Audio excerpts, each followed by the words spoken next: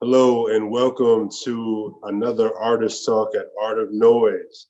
I'm here with our current residents, Mr. and Mrs. Wesley and Courtney Clark. How are you all doing this morning? Doing well, thank you. Doing great. Good, good, good. Well, we're getting a lot of bites on your work. People are really excited to hear and learn more about you all individually and collectively. They love your work, and we just want to give them as much as possible so they can love you even more. Sounds good. All right, so we're gonna go jump right into the questions here. Can you give the people just some background on, who you are and where you're both from? Well, you want to start? Nope. Ladies first. Ladies first.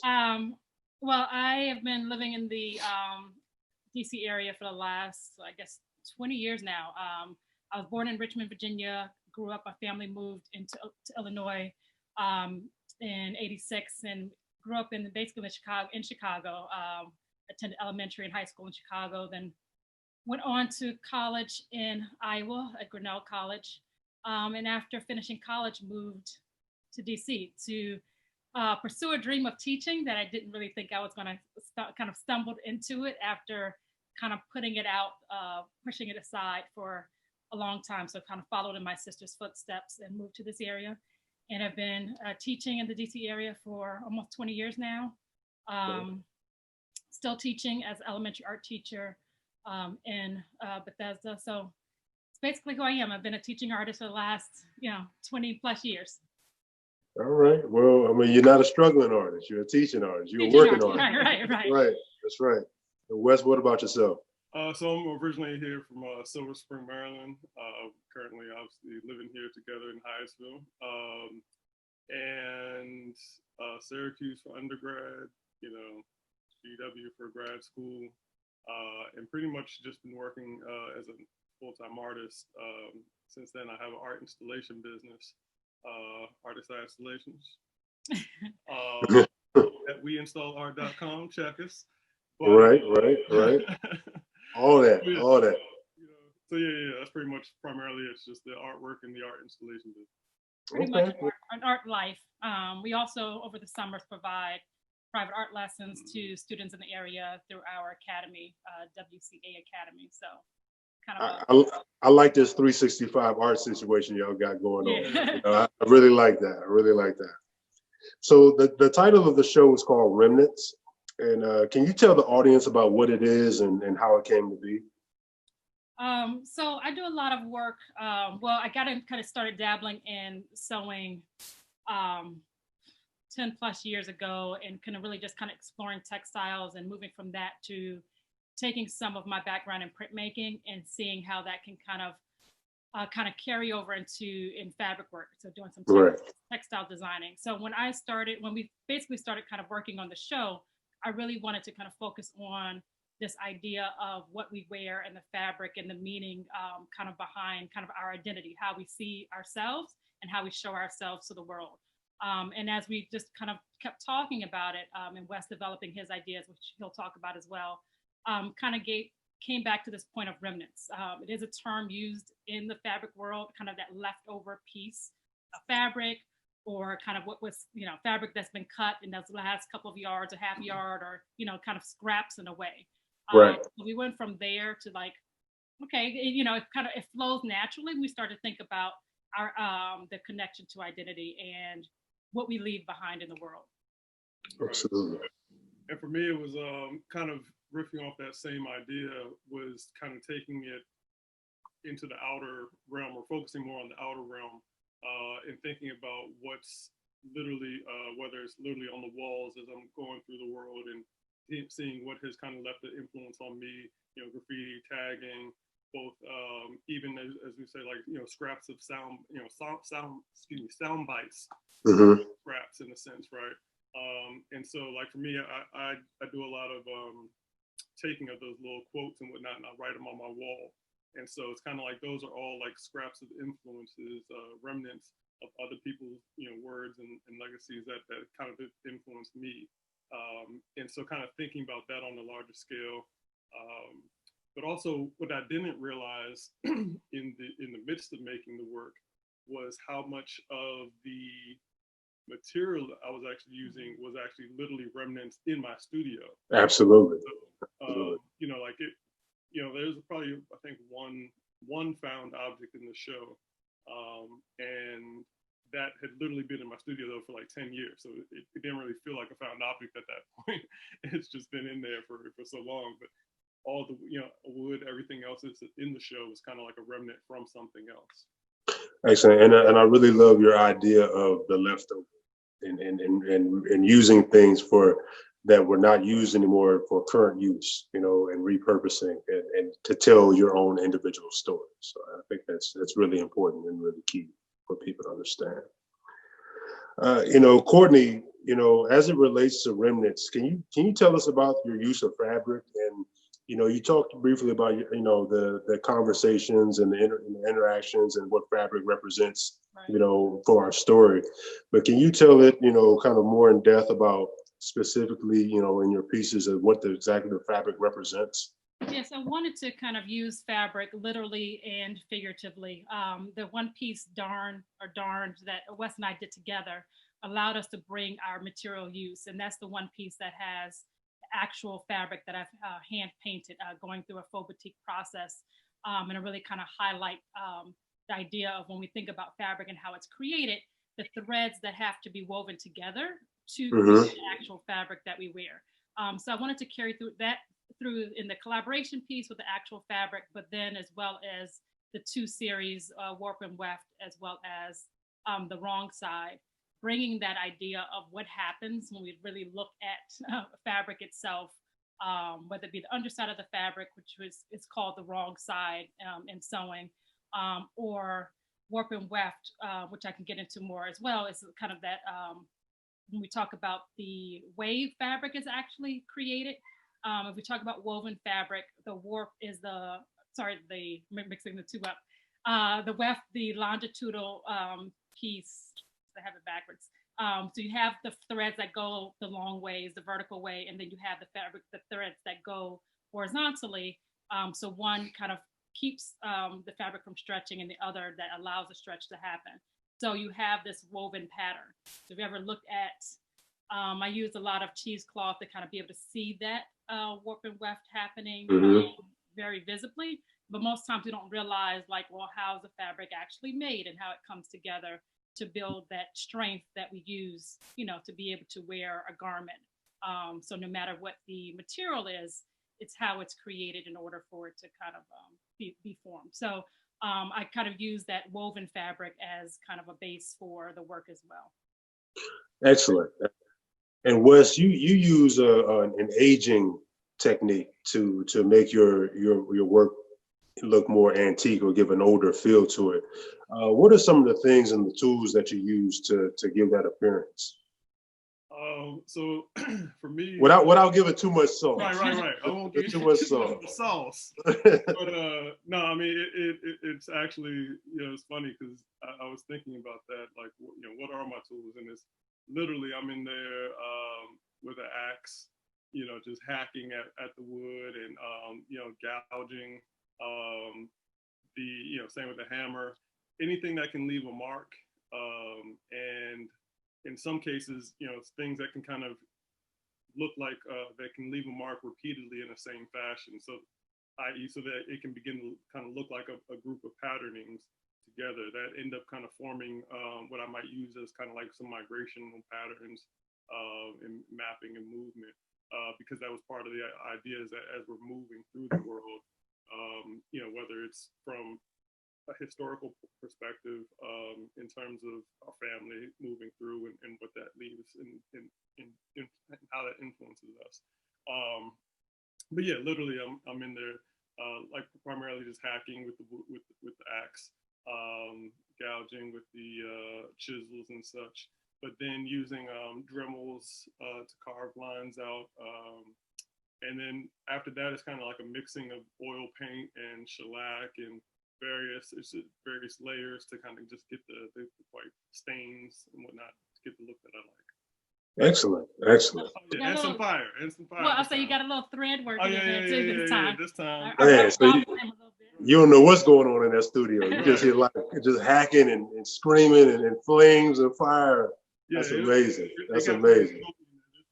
and, as usual, I'm taking Courtney's ideas and putting them Right. to work. My idea.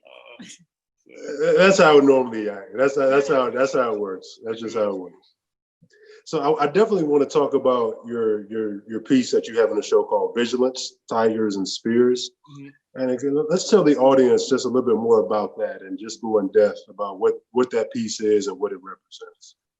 So it's funny. So the piece is actually a conversation between my father and I. And long story short, it had to do with the question of these times in arming and defense and just seeming like, like the world's going a little crazy. You may want to make sure we're protecting ourselves, right? Protecting the home. And so in that, it was kind of, we were talking about it and he was saying how my father has always kind of woke up if you wake him up and it's not him naturally waking up, then he wakes up ready, like, alert and ready for action. And I remember even as a child, like I've had to dodge a couple swings, waking dad up just to get, to ask to watch TV or whatever. And it's DNA. It's just DNA. That's natural for some right. reason. And so he said that his wife asked him why he does that, and he said, like, I might have to grab the spear, like a tiger might be coming. Like you just that mentality of always being ready to defend it and take care of business, right? And so I love that. And so, my response is like, and there's always a tiger out there, like, and this is all via text, right? Mm-hmm. And so that idea, that back and forth that we have, just kind of it just led to this piece kind of naturally in talking about. It was a different take on the times that we're living in, right?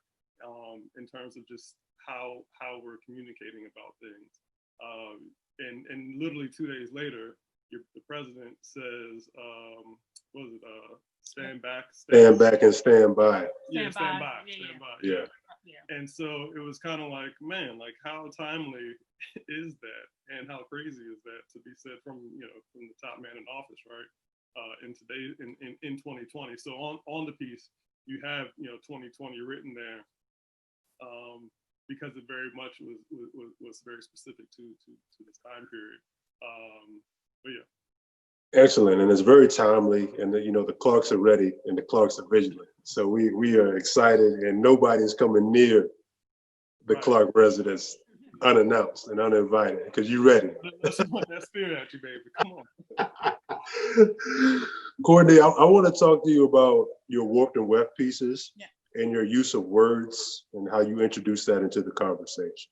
Yeah, so with that series, I really wanted to just kind of have a dialogue, or the stream of consciousness, the internal dialogue, to show up in the work of really thinking about when we talk about who we are, how often kind of in society we're like, I'm me, this is who I am.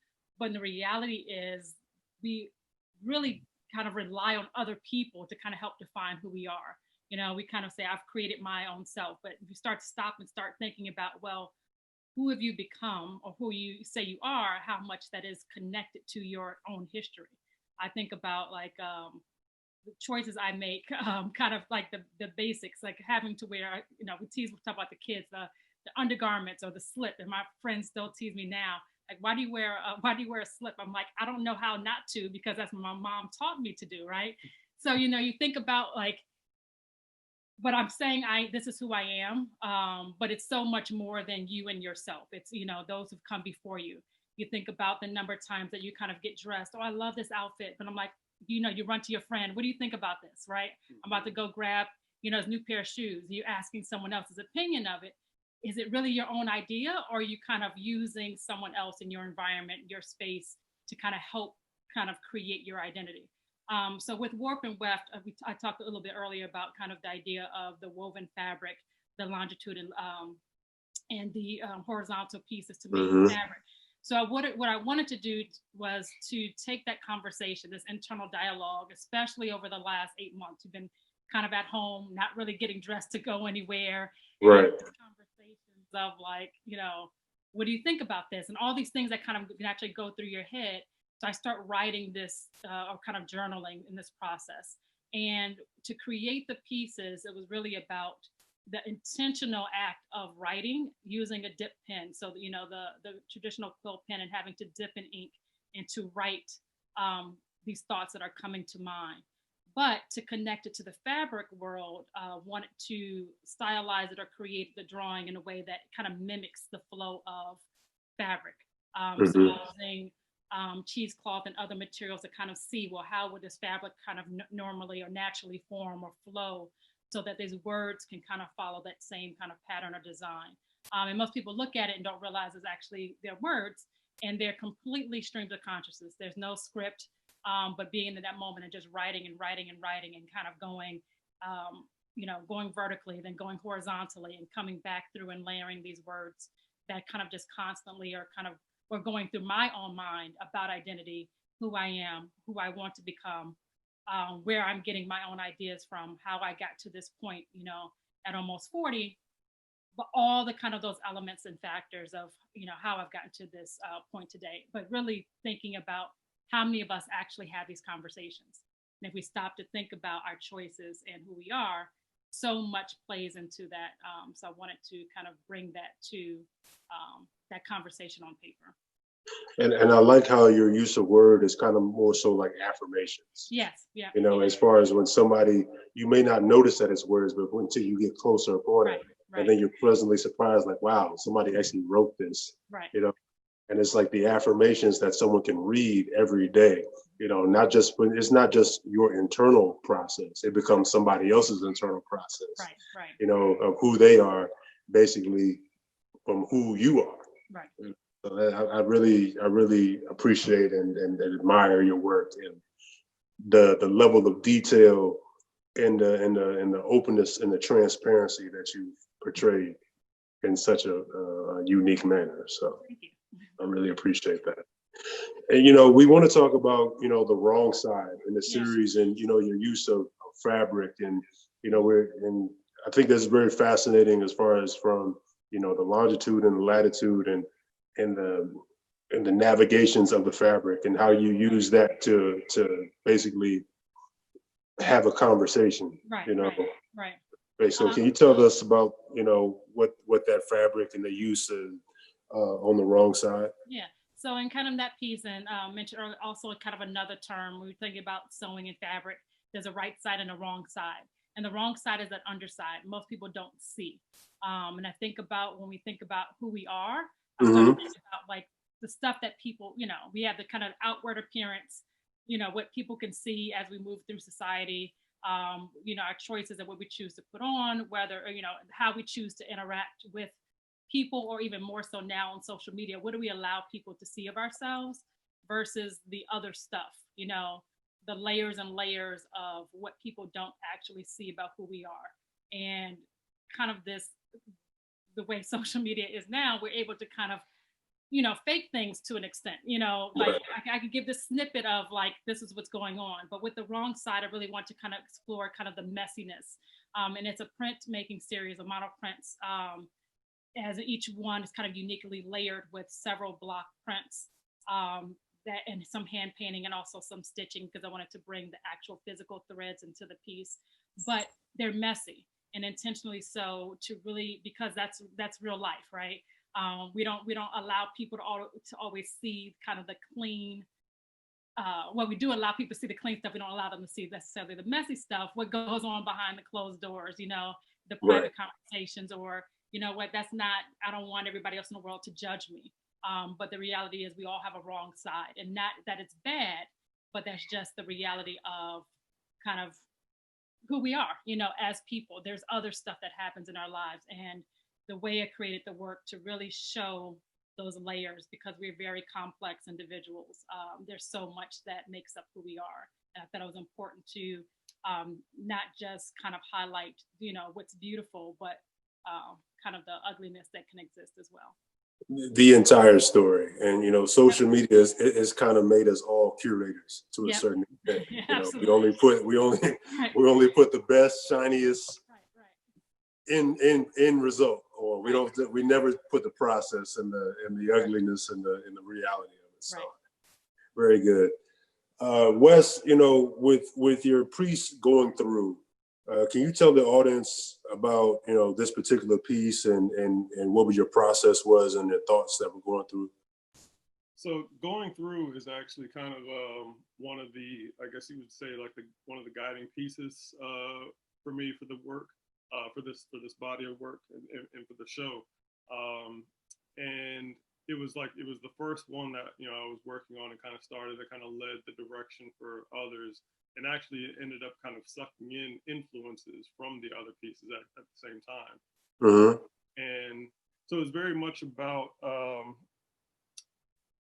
just, you know, life, right? Mm-hmm. What you have to go through, and looking at it, I had these locks in the studio, and so I added those on, you know, rusted them up, and so it has this kind of door-like feel, but literally thinking about, like, this is what you'll have to go through, you know, some things in life, right?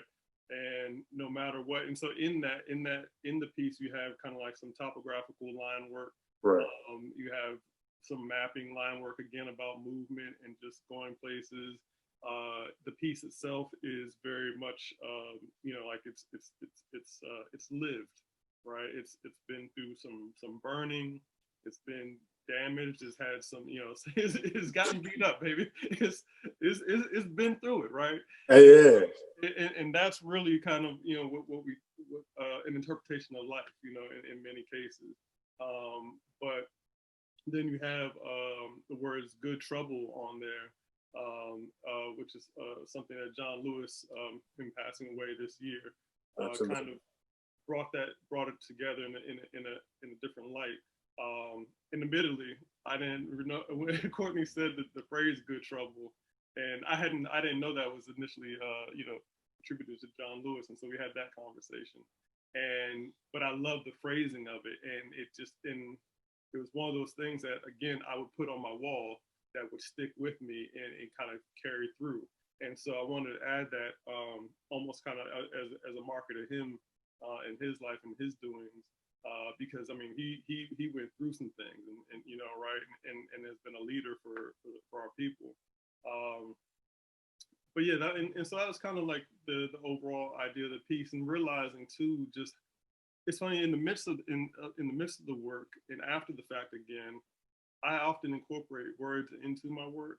Mm-hmm. And don't always kind of realize, or haven't realized, just how much I do that. And then so it aligns with Courtney's use of language and writing, and so it all kind of ended up really flowing together, kind of, you know, very naturally, and kind of like, you know, without thought, really, just it just kind of came through that way. And so, I mean, because even the background layers in there are graffiti. Some of the color you have coming through are, you know, just graffiti tags and what have you, that then get whited over and layered in with other things. So, but yeah. I like that. And, you know, what I also kind of reminded of when I look at the piece is that, you know, peace comes at a price. You know, like as with anything, is anything you have to struggle in order to get to that next level that you want to obtain, whether it's socially, you know, politically. And so you still have to put that effort in. Nothing is free. Exactly. And this is the end result of the daily fight that we have, the daily struggle that we are experiencing today. So, and in fact, if I can add even to that, one fact I try to also highlight with the piece, because I feel like there's so much struggle, literally, that we're seeing going on. You know, right? All these things that were protests, this and that, and even historically we've been a part of. Is that I've made it a point in the work to add. You'll see the leaves in there. They kind of add that represent life, right? That represent growth, new life, flourishment. And I think that's a key aspect, is like, even going through all that we have and all that we will go through, there will be life and there will be beauty, and we won't be hampered in that sense, you know. So excellent. So you all have collaborated on previous you know, exhibitions and artwork. What is it like working together? Who wants this one? Well, I mean, the nice thing, we've been with 11 years married. Go ahead. Congratulations. Oh, no. Congratulations. I caught the hesitation. No, you know. Get But the it one right. thing, Get it right. one piece has been exciting. I mean, we know that kind of art is our life, like it is ingrained into our life. But we, on a daily basis, we can have these conversations, just about what's happening in the world, what's happening kind of with our own family and things like that. We could start, random conversation about a color on the wall or I don't know, a brick pattern. These things just kind of happen, and we're just constantly always talking about kind of art as it exists for us and in our world. So I think when it comes to opportunities to collaborate, it's happened pretty naturally. That we'll just kind of be able to have conversations, bounce ideas off each other, and it just kind of flows. I think in the same way that Remnants kind of came together, realizing even when we don't say, I have a studio space, Wes has his own studio space, so we kind of, we certainly work in isolation. Right. But then it's interesting, like we come together, like, you want to talk about this? And then like, ooh, that we are aligned in different ways. The previous works, the first public art piece we did together. It was a temporary sculpture, a temporary piece at the Lincoln's Cottage. And we were able to kind of just, discuss those ideas, and that took on historical elements of museums and things like that. So it wasn't necessarily as conceptual, I guess. And I guess, it was. In the output of it. In the execution of it, yes. And then the piece that's at Ron Brown High School, and working through, and that's a series of 3 puzzles that we worked on the design together. But I think, outside of that, we're constantly kind of talking about the work. I'm right here. I have the privilege of, seeing, Wesley Clark art, and growing all these years to be right here and kind of firsthand experience of kind of, being alongside him and seeing the growth and the execution of all these different amazing ideas. And oftentimes quite envious, like, I put my energy into teaching, but not necessarily coming home to be able to create something, a light in the pandemic, being still. I haven't in the 19 years here in schools, not having that same energy to create. So I'm like, as crazy as, this all is right now, that being able to stop and have that peace and be able to get some of these ideas out of my head and make them reality has been pretty awesome.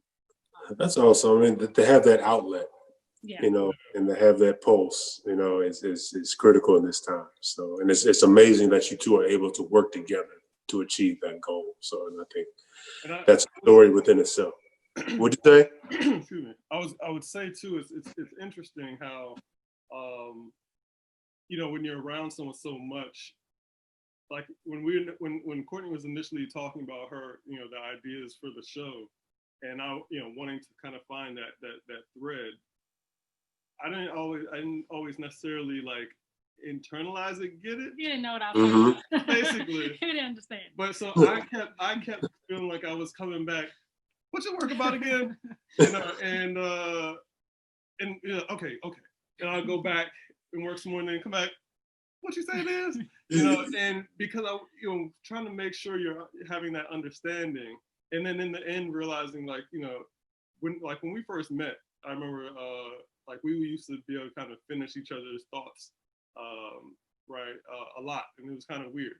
And you realize, over the 11 years, that still is happening, even on a more deeper level, in the sense that like I said, I wasn't even understanding the outward expression of it, but I was seeing it in taking in what she was doing, and it kind of like I said, it ended up just meshing very well, and so I think that that balance is fairly natural and happened to our success. Well, you gotta be able to roll with it, exactly, and change, and know that nothing is definite. Everything it'll change, and you just gotta change with it. Exactly. So that's really inspiring, and I think people will really appreciate that on a personal and professional level. So thank you for sharing that. Absolutely. What would you say is the one thing that you love about each other's work? Well, for me, I think I'm always envious of Courtney's printmaking in particular. I do printmaking, but I was kind of introduced to it like very quickly and very briefly. Mm-hmm. She was like, "Oh, printmaking," and like laid it out, right? Like laid out all this thing, but then just seeing how she's like layering the work and working the ink and then stamp it, like while seeing some of her process, I very much was like, "Ooh, I want to do that." And then seeing the output, I was like, "Ooh, I like that," like, and so it's kind of great. It's just like when scrolling through Instagram, you see that person's working, like, "Ooh, kind of wish I made that." Sure. Yeah. But it's happening right here, in your house with your partner, and you're like, "Oh man," So I think that part is pretty great. I guess, I mean, mine is kind of the same though, but I've from day one, I've told Wes he intimidates me, right? So, but Wes is a daily artist and maker, like always something, whether it be, he always has a sketchbook in his hand, doesn't matter where we're going, including church. It doesn't matter where he's going, he has his book, like is ready to go. But and he's told me that, since it being a young child, constantly marking on a daily basis the importance of, doing that regularly, but being able to see that all the time. And I'm not that way. Oftentimes I would try to gravitate towards, writing thoughts and things like that, but I didn't have that same commitment. But what excites me is to see that energy of like these ideas and then just seeing them show up, and that he's not afraid to explore like anything, any material. From meeting, it was a lot more two-dimensional work, a lot of painting and the printmaking, and then this explosion into use of wood and a lot more sculptural pieces, combining these elements. So I'm always just excited to see what's next, and know there's always this constant growth, and just not being afraid to just try something new, which is like huge for me. So I guess, in ways we kind of have like this secretly like, oh, I wish I could do that. I wish I had the, that same energy. And just that's who Wes is constantly kind of generating these ideas and putting them down. And there you go. There you go. There you go.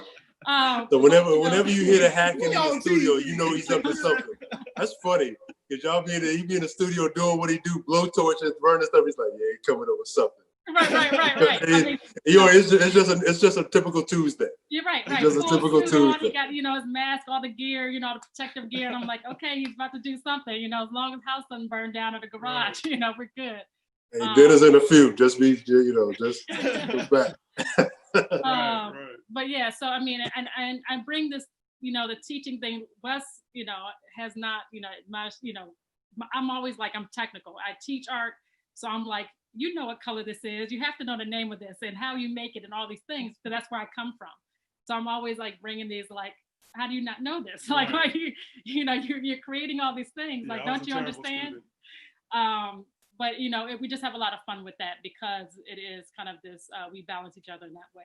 I was about to say, it sounds like a balance. It's a good artistic balance. Yeah, because I definitely do not know half the things she's talking about, like from the academic level. Right. When were you supposed to learn that?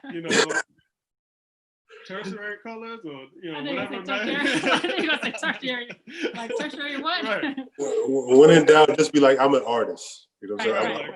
I'm a creator. Let me create. Exactly. I hear you.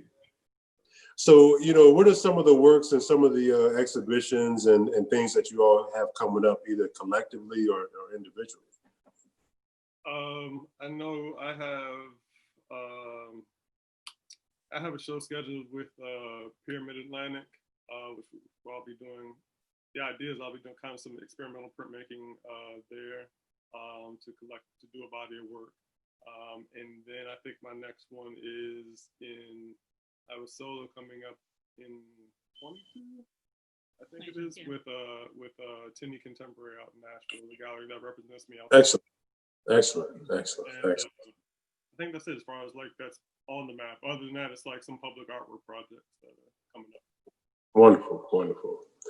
So where can we go to learn more about you both as artists, and where can we go, on social media, website, where can people learn more Follow about you.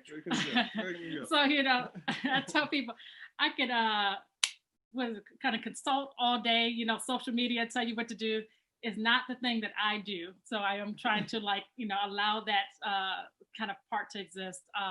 I do have an academy account for on IG, WCA_academy, that I keep, you know, getting Wes to like post stuff there Got it. in order to find me. But you know, if you find Wes, you can then Post on my page. right. And from there. But you know, this is for me. It has been an exciting journey and kind of launching point. I'm excited to just kind of keep working and now to explore some other ways of allowing people outside of the house, you know, to see what's happening, and you know, those that have been able to visit Art of Noise to, you know, continue that. But Wes has all the social media website stuff kind of, you know, locked down. Yeah, mine is just WesleyClarkArt.com, and on Instagram at WesleyClarkArt. Twitter, same thing. Well, thank you both. Thank you both for your time. This has been a really impactful and substantive conversation. Thank you to our audience for plugging in and listening. Please follow these two amazing artists. See what they have coming up. These are people that you need to know and you want to be knowing. And you need to know what they're doing for the future, not just today, but for 10 years and 15 years from now. Thank you for tuning in. This has been another Artist Talk at Art of Noise. Till next time.